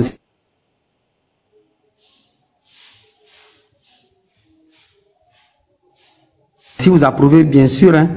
Ok. On ne peut pas valider les propos de quelqu'un, toutefois ignorant son statut. C'est comme ça. J'ai dit que Paul, il a raconté son discours à son gars qui est Luc. Luc a mis ça à l'écrit. J'ai posé la question à mon ami pasteur Mena. Donne-moi le canal prophétique de Paul. Qu'est-ce qui fait que Paul il est validé dans la prophétie? Il vient d'où? Est-ce que quand Jésus vivait, Jésus avait annoncé ça à ses disciples qu'il leur enverrait quelqu'un d'autre? Voilà, il faut me donner des versets comme ça. Voici tant, Jésus est parti, il a dit tant. Voici, ok, Paul a apparu, voici les signes sur Paul. Mais il n'y a aucun signe sur Paul, il n'y a rien. Il n'y a rien. Il n'y a rien sur lui. Il n'y a que les écrits de son ami qui est Luc, que j'ai tantôt cité. Tout à l'heure, quand vous avez parlé, vous avez cité les gens, parmi eux, vous avez cité Hérode le Tétrarque. Mais depuis quand Hérode le Tétrarque est un croyant? Vous voyez? Depuis quand? Hérode le Tétrarque, il fait quoi? Depuis quand? Et depuis quand il est dans la classe des croyants? Mais ceux qui vous écoutent, comme eux ne connaissent pas tout ça, c'est les noms seulement, ils écoutent et puis ils sont contents. Ça, ce sont des païens qui se sont rassemblés quelque part. Ça, c'est un. De deux, vous avez dit que le Saint-Esprit a dit, mettez-moi pas Paul et puis Barnabas. Mais le Saint-Esprit a dit ça à qui? Monsieur Ménan, quand vous allez prendre la parole là, dites-moi, dans la foulée là, le Saint-Esprit l'a dit ça à qui? Que ce soit à haute voix, que ce soit par inspiration. Dites-moi. C'est facile de dire que les gens étaient assis, comme on dit en Côte d'Ivoire, les gens étaient pauvres, et puis voilà. Le Saint-Esprit a dit, mettez-moi à part Paul et puis Barnabas. Mais c'est facile de dire ce genre de choses. Mais le Saint-Esprit a dit à qui? Voilà. Même si tu veux ici, toi et moi, on va faire le débat, Saint-Esprit ici. Oh, monsieur Ménan, je suis trop prêt. Je suis trop prêt. Est-ce que vous voyez un peu? Donc, quand vous avez raconté tout ce que le Saint-Esprit a dit, mettez-moi pas Paul et puis Barnabas, le Saint-Esprit, il a dit ça à qui? Parmi tous ceux qu'ils ont cités, on a entendu le nom de Hérode le Tétrarque, qui était un vrai païen, un vrai maudit. Voilà, c'est cela, cet esprit a dit de mettre à côté Paul et puis Barnabas. Voilà, ça ce sont des discours que Luc il raconte dans Actes des Apôtres. Et j'ai dit que ce sont des discours farfelus. Ce sont des discours qui n'ont pas de base. Voilà. Maintenant, remontons un peu, parce que quand je dis Paul, Paul a dit dans Acte 9, verset 3, il dit, Acte 9, verset 3, comme il était en chemin et qu'il approchait de Damas, tout à coup, une lumière venant du ciel resplendit autour de lui. Mais Paul, il dit qu'une lumière, il a vu une lumière. Acte 2, verset 11. 2 Corinthiens 11, verset 14. Lisons. 2 Corinthiens 11, verset 14. Paul dit, et cela n'est pas étonnant, puisque Satan lui-même se déguise en ange de lumière. Voilà, c'est de ça qu'il s'agit. Paul dit qu'il a vu une lumière sur le chemin de Damas. Il vient ici dans 2 Corinthiens 11, verset 14. Il vient dire que Satan se déguise en ange de lumière. La première question. Paul, il a su comment que Satan se déguise en ange de lumière. Mais c'est juste que le monsieur a vu une lumière, c'était Satan, c'est fini. Prenons 2 Corinthiens 12, verset 7. 2 Corinthiens 12, au verset 7. Paul dit, et pour que je ne sois pas enflé d'orgueil à cause de l'excellence de ces révélations, il m'a été mis une écharpe dans la chair, un ange de Satan pour me souffleter et m'empêcher de m'enorgueillir. Ça, c'est Paul qui le dit. Un ange de Satan pour me souffleter. L'ange de Satan fait quoi dans Paul? Voilà, c'est de ça il s'agit. Nous, on prend le monsieur sur ses propos. Prenons 2 Corinthiens 11, verset 17. 2 Corinthiens 11, verset 17. 2 Corinthiens 11, verset 17. Il dit, ce que je dis avec l'assurance d'avoir sujet de me glorifier, je ne le dis pas selon le Seigneur, mais comme par folie. Mais s'il ne dit pas selon le Seigneur, comme par folie, donc ça veut dire qu'il a sa propre folie, il a ses propres racontants, c'est fini. Nous, on n'a rien à faire avec ça. Maintenant, je termine par une dernière question que le monsieur Ménan doit me répondre. Même si tu es mon ami, il faut que tu me répondes ça. Dans Romains 10, verset 15, je pense que mon temps va partir. Romains 10, verset 15. Ouais, c'est ça, Romains 10, verset 15. Il est dit, Romains 10, verset 15, excusez-moi. Et comment y aura-t-il des prédicateurs s'ils ne sont pas envoyés? Selon qu'il est écrit qu'ils sont beaux les pieds de ceux qui annoncent la paix, de ceux qui annoncent de bonnes nouvelles. J'aimerais vous poser la question, monsieur Ménan. Donnez-moi là où il est écrit ça. Soit Paul dit selon qu'il est écrit, où il est écrit qu'ils sont beaux les pieds de ceux qui annoncent la paix, de ceux qui annoncent de bonnes nouvelles. Donnez-moi dans la Bible la référence de ces écrits-là, Inch'Allah. Merci beaucoup.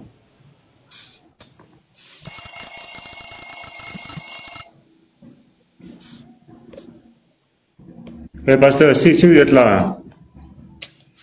Oh, vraiment. Il n'y a pas de question. Après ça, on passe à autre chose. Bon, on va prendre Ésaïe. Je veux que quelqu'un affiche les versets là. Vous allez voir comment ça fait pitié. Ésaïe 52, le verset 7. Qu'ils sont beaux sur la montagne les pieds de celui qui apporte de bonnes nouvelles. Ésaïe 52, verset 7. Est-ce que tu as compris? Ismaël aussi, tu as compris? Faut noter. C'est-à-dire, c'est maintenant que tu es en train de faire le débat. Ésaïe 52, verset 7. Vous voulez que je réponde? Non, c'est moi qui ai la parole. Tu m'as dit de te répondre, je suis en train de te répondre. Ça fait pitié, quoi. Le niveau est vraiment, tu as dit de te montrer. Faut lire, voilà ça. Tu notes ça. Voilà, donc Paul n'est pas un menteur. Ce sont des actions. Maintenant, tu es en train de rentrer dans le débat. Maintenant, faut mettre acte là. Regardez comment ils font. Faut mettre acte 13 là. Regardez. Vraiment, acte 13. Il parle de, regardez comment il est confus. Regardez. Acte 13. Acte 13, verset 1. Acte 13, verset 1. Il y avait dans l'église, regardez la confusion de monsieur. Regardez. Il y avait dans l'église d'Antioche des prophètes et des docteurs. Barnabas, Simeon appelé Niger, Lucie de Cyrène, Manahem, qui avait été élevé avec Hérode le tétrarque. On ne dit pas ici que Hérode le tétrarque est un chrétien. Non. On dit Manahem, il a été élevé avec lui. On ne dit pas ici que Hérode le tétrarque faisait partie des apôtres ou bien des trucs. Tu vois comment tu es confus? Ça fait pitié. Et Saul, il dit qui a dit? Les prophètes là, ce sont eux qui ont prophétisé. Regarde, il y avait dans l'église d'Antioche des prophètes. Ce sont eux par eux que le Saint-Esprit va parler. Vraiment, le niveau est catastrophique. Hein. Tu sais, vraiment, il dit, comme Paul a dit que Satan se déguise en un de lumière et qu'il a vu une lumière. Donc comment? Regardez-moi des arguments. Les frères, regardez le niveau. C'est catastrophique. Et peut-être va tomber le chrono, pardon. Pourquoi il va dire qu'on l'a grigé? Mais le...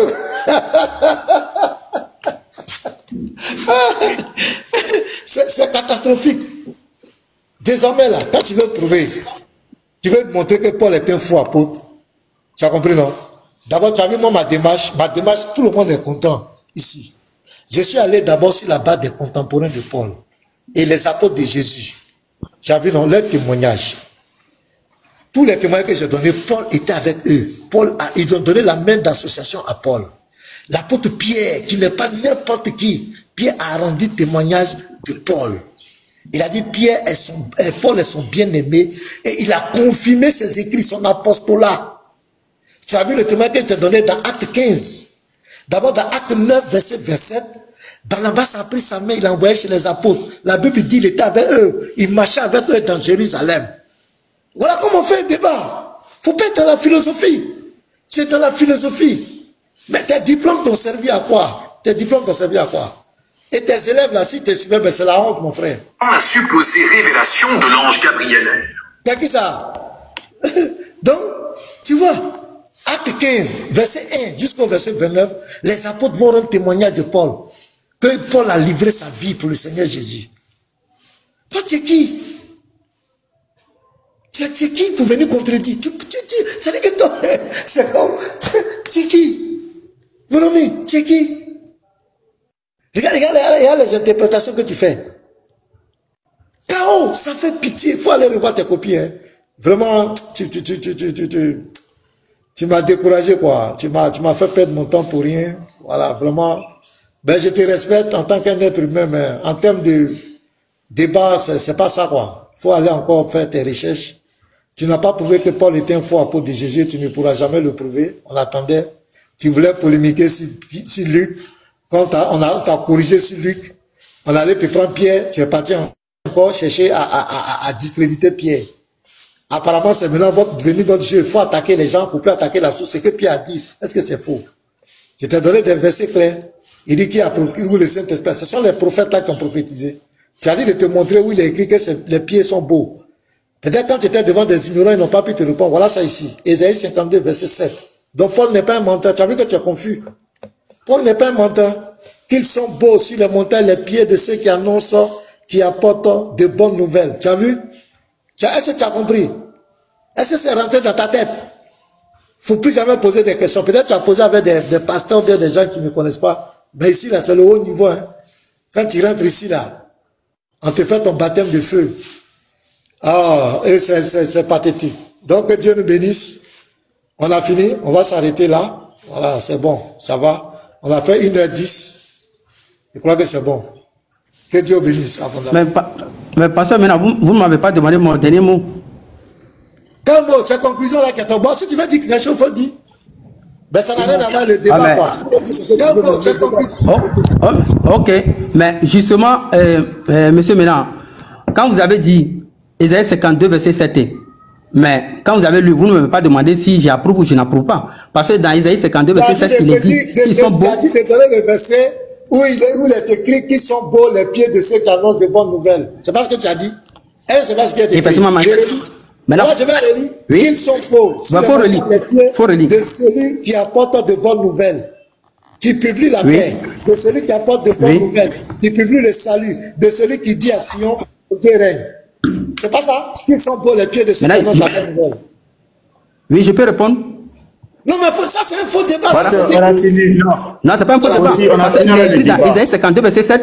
Il est écrit sur les montagnes. Sur les montagnes. Il est écrit sur les montagnes. Paul n'a pas mis sur les montagnes.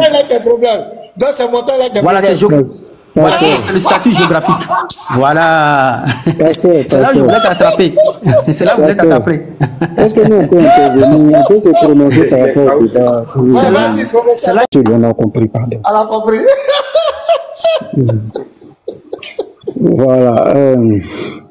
Moi, en tout cas, c'est un conseil que je voulais donner à Ismaël aussi. C'est pas...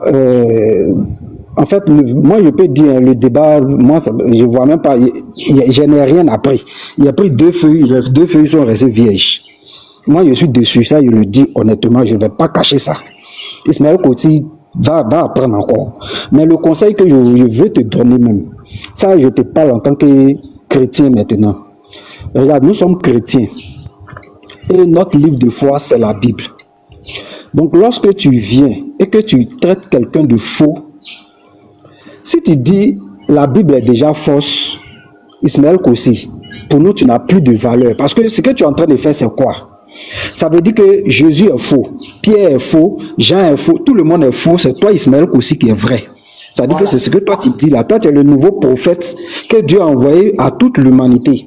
Ça veut dire c'est ce que toi tu vas sortir de ta tête, de ta bouche là. C'est ce que nous on doit écouter. Or, nous sommes chrétiens, je te préviens, notre livre de foi, c'est la Bible. Si tu me dis l'apôtre Paul est faux, mais tu me sors les tests. C'est sûr. Regarde, moi comme ça là, hein, je te donne un exemple. Pourquoi il dit ton prophète est faux? Dans la sourate 3 là, il dit qu'il est venu confirmer la Torah et l'évangile. C'est un menteur. Il n'a jamais confirmé. Tu vois, moi j'utilise un test pour prouver que ton prophète est faux. Parce que lui-même, il n'a pas dit je suis venu contredire. Hein. Il dit je suis venu confirmer. C'est un menteur. Ou bien vous nous sortez cette Torah-là qu'il est venu confirmer. C'est un menteur. Voici comment on fait des démonstrations. On ne vient pas bavarder pour ne rien dire. Non, tel test là c'est déjà faux. Luc est faux, Pierre est faux. Mais tu dis ça à des chrétiens, frère. Il ne faut pas faire ça. Tu dis ça à des chrétiens, sors les tests. Hein, prochainement, il faut apprendre. Tu es allé à l'école. C'est vrai, tout le monde va à l'école, mais tout le monde ne retient pas ce qu'on dit là-bas. Peut-être que tu n'as pas retenu les dits de tes profs. Va reprendre encore. Tu peux reprendre. Ça dit qu'on n'a pas bien assimilé là. On reprend les cours. Ça aide. En tout cas, le niveau que tu viens de présenter là.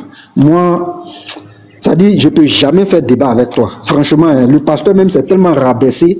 Et j'ai mis en commentaire. Ça, je vais préciser. Ça, c'est pour ceux qui suivent le débat maintenant.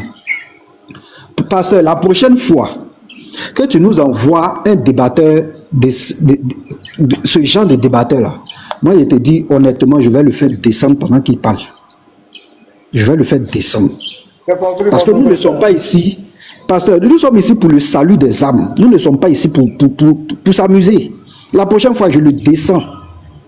Ça, je précise ça. C'est pour ton respect même que j'ai préféré laisser. Mais la prochaine fois, tu nous envoies un débatteur de ce genre, moi, je le descends. Je pense avoir été clair. Non, mais, vous voyez les frères, je comprends un peu votre préoccupation. Mais je vais vous dire que c'est des gens qui font des émissions, et ils font des monologues, et puis ils prennent des versets. Vous avez vu tout à l'heure, comme Paul a vu lumière ici, et puis il dit que Satan se déguise en un de lumière, il fait un rapprochement en même temps. C'est des choses comme ça il fait. C'est des choses comme ça j'attendais. Mais il n'a pas fait ça pendant les 30 minutes. Mais pasteur, qui dit Satan se déguise en ange de lumière? C'est qui a dit ça? Voilà. Il dit que comme Paul a dit ça, non, c'est qui a dit? C'est Paul qui a dit, non? Là, ça, c'est vrai. Est-ce qu'il valide ça? Voilà, là, c'est vrai. Là, c'est vrai.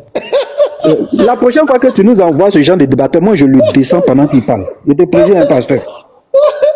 Donc, tu vois, c'est des choses comme ça il fait. Même Céleste, frère Céleste est au courant, c'est des choses, les rapprochements comme ça il fait. Donc, moi, on va les récupérer un à un. Et vous allez voir que ces gens ne tiennent sur rien. Un à un. C'est ce que l'apôtre a dit, on a validé. On va les prendre un à un. On les isole. Et puis vous allez voir que quand ils sont dans, ils racontent du n'importe quoi sur la Bible, sur la foi en Christ. Mais en face de nous, ils ne peuvent pas. Il a avalé sa langue depuis 30 minutes. Il ne peut même pas. Il ne peut même pas. Ben, quand il va aller se retrouver sur son live là-bas, Ismaël Kossi, voilà Paul est un imposteur, Paul était tu es devant les chrétiens, plus de 400, donne les preuves. C'est ridicule. Ça fait pitié. Les frères, vous avez la parole. Ok. Moi j'aimerais poser une question à nous tous. Existe-t-il une personne dans ce monde qui peut accepter de mourir pour quelque chose qu'il sait qu'il c'est faux? Pour mourir pour quelque chose dont il est conscient que c'est un mensonge. Professeur, y a-t-il un homme, un être humain, Ismaël Kossi, y a-t-il un être humain dans ce monde qui peut mourir pour quelque chose dont il est conscient que c'est faux, c'est un mensonge? J'aimerais avoir ton avis, Ismaël Kossi.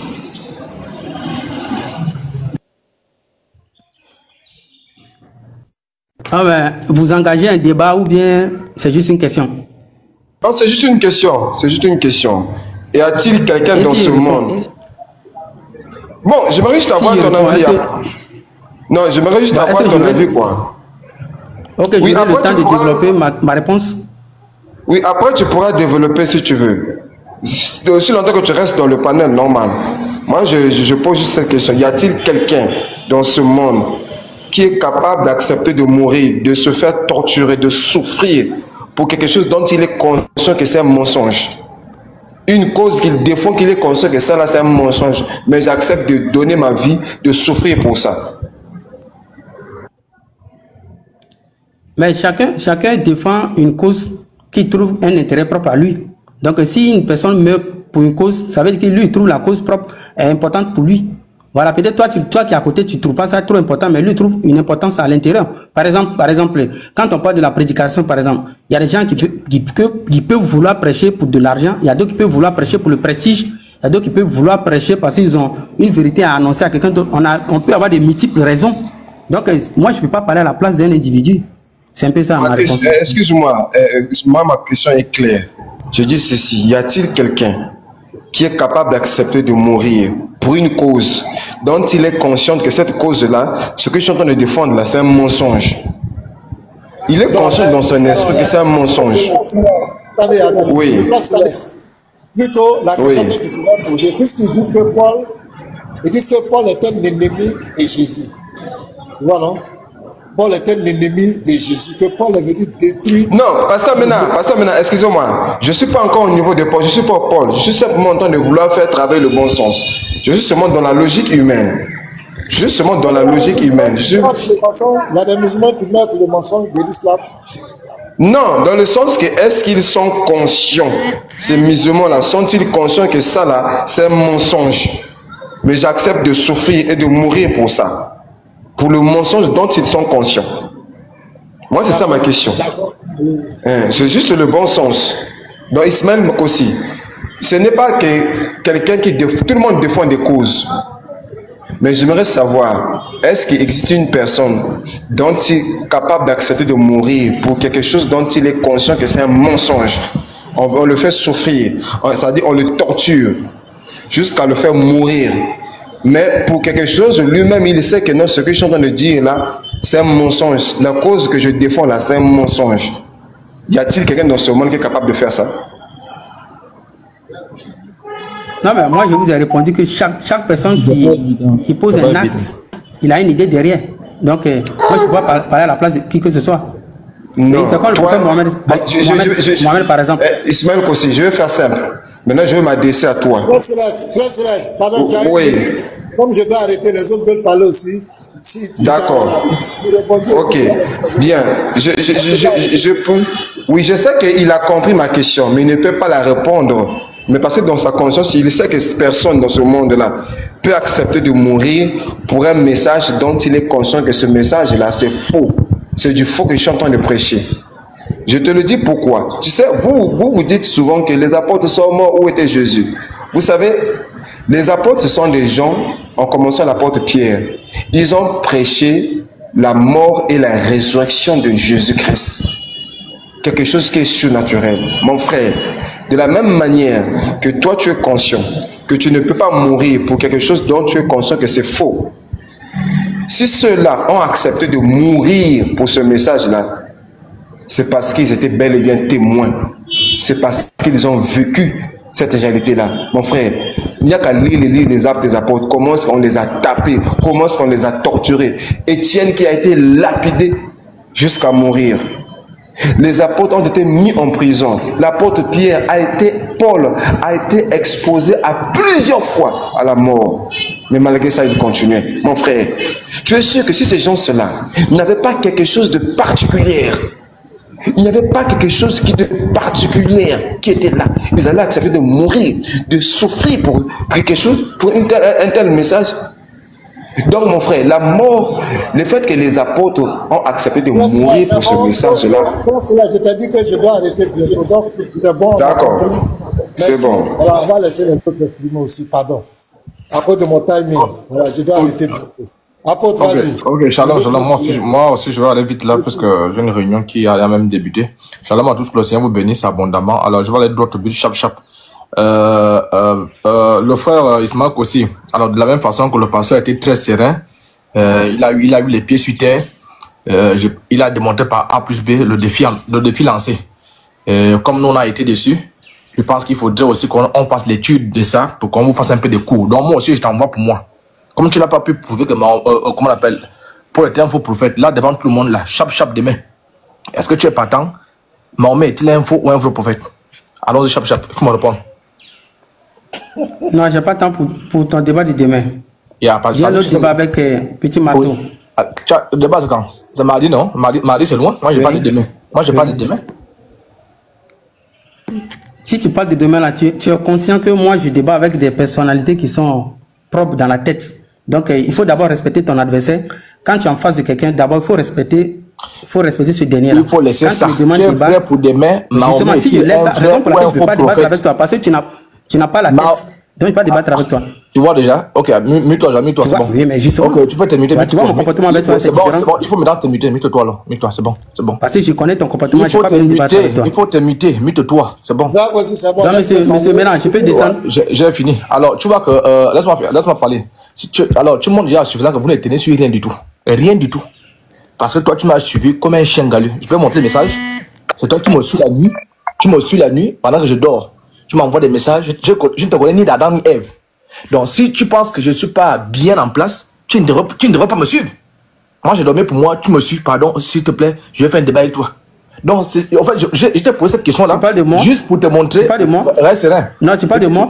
Laisse-moi parler. Non, est-ce que tu parles de moi? Moi, je t'ai posé cette question-là. Laisse-moi parler. Alors, moi, je t'ai posé cette question-là. Laisse-moi finir. Laisse-moi finir. Arrête de me distraire. Tu as dit quelque chose dans la presse. Laisse-moi finir. Laisse-le finir, après tu vas me... Alors, je t'ai posé cette question-là.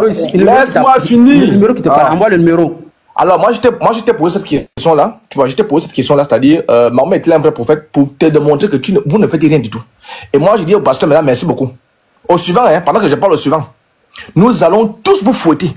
Vous voyez, quand vous êtes hors de nous, là, vous bavardez, là, madame le pasteur, KO, tu ne bouges plus. KO, palpitation. Donc, au suivant, venez. Toutes les doctrines que vous avez pompées là, toutes les fausses doctrines là, on vous attend ici. Jésus n'est pas Dieu, Jésus n'est pas moi. Revenez. Tu es KO. C'est-à-dire sur place. Tu n'as rien à dire. Il te met KO. C'est-à-dire c'est même pas un débat officiel. Hein. C'est pas un débat qui tient sur 1 heure. Hein. Il te crucifie à la croix. Mais quand vous trouvez des chrétiens qui ne sont pas assis, là, où tu ne parlais plus pourquoi. Donc moi je t'ai proposé, est-ce que Mahomet est-il un vrai prophète pour te montrer, quand nous disons que Mahomet là, on monte, on descend, il ne sera jamais un vrai prophète. Si tu acceptes le débat, on a été montré comment on aborde une thématique. Tu comprends? Donc, je finis en te disant, reste serein, va encore étudier, va dire à tes gars qui sont autour de toi, ah, les gars sont sereins, hein? Notre affaire de Mahomet était un faux prophète, Paul était un faux là, vraiment on doit voir ça. Et je termine en te disant que comme tu as dit que Paul était un faux, tu n'as pas dit que tous sont des faux. Gloire à Dieu. Pierre, tu confonds moi Pierre. 1 Pierre chapitre 3, il dit que Jésus a été crucifié. Est-ce que tu crois à ça? Bah, tu es venu pour défendre Paul, pour dire que Paul est faux. Pierre, il est vrai. Ok, on met d'abord Paul de côté. Pierre lui dit que Jésus est crucifié, il est mort. Tu crois à ça? KO. Donc, pasteur, maintenant, merci pour la chicotte. Et avant de couper le live, pardon, pasteur, avant de couper le live, pardon, envoyez encore s'il y a un autre qui traîne dans les parages, si Lucie peut venir. Voilà. Donc avant de couper le live, souvenez-vous de ça. S'il y a un autre qui traîne là, même demain, vous le prenez encore. En ce moment-là, nous sommes en mode tuerie. C'est-à-dire qu'on va décomposer tout ce que vous avez pompé là. Tout l'argent que vous avez sucé là, pour être un faux prophète. Non, il a vu les gens, et puis il n'a pas vu. Il a entendu la voix, et puis il a oublié la voix. Tout ça là. C'est ça qu'on attendait, non? C'est ça qu'on attendait, les trucs de béni islam. Non, monsieur, là, moi j'ai fini. Il faut revenir. Moi, je suis un docteur, j'ai fait l'école. On s'en fout de votre école. Tu as fait quelle école? Moi, j'ai fait l'école, hein. Moi, j'ai fait l'école, hein. Non, tu as fait quelle école? Non, tu n'es pas l'école du Saint-Esprit. Toi, tu n'es pas l'école des papiers, l'école des bouquets. Et voilà la différence. Le pasteur, lui, il n'a pas fait l'école. Lui, il a fait l'école du Saint-Esprit. Toi, tu as fait l'école des hommes. Là, qui est sorti vivant? K.O. Il n'y arrive plus à bouger. Hein? Qui sont beaux ceux qui annoncent l'évangile? Montre-moi ça. Mais Esaïe 52 qui t'a sauté, c'est quoi? Là, c'était écrit là-bas qui sont dans la mosquée, c'est ça? C'était écrit là-bas qui sont dans la mosquée. Tu es KO? Et il y a les questions qui posent. Donc, tu ne sais pas que le verset existe. C'est parce que le pasteur est parti. Sinon, les gars, moi, si vous entendez qu'à moi, le pasteur est parti, moi, je disais encore, pasteur, vous avez encore 30 minutes, il faut le tuer. Comme ça, quand ces gars vont venir, ils vont le voir mort. Il n'y a pas de pitié pour vous. Vous avez trop sur l'argent, je n'ai pas Dieu. Regarde. Et demain, on va le voir sur un live. Demain, il sera sur un live. Moi, j'ai montré au pasteur que Paul est faux. Moi, j'ai montré au pasteur que Paul est faux. Pierre confirme que Paul est vrai. Le Saint-Esprit confirme que Paul est vrai. Non, il dit que même Satan se déguise en ange de lumière. La voix qui parlait là, la voix que le Paul entend dans Acte 9 là, la voix a dit, moi Satan, que tu persécutes. C'était pas écrit la voix. Moi, c'est vraiment trop bas. Hein. Il ne sait même pas quand on dit que Satan se déguise en ange de lumière. Il ne sait même pas. Donc la lumière que Paul a vue, c'était. Non, tu sais quoi? Moi, j'ai fini, frère. Il va aller faire un live. Il va aller faire un live.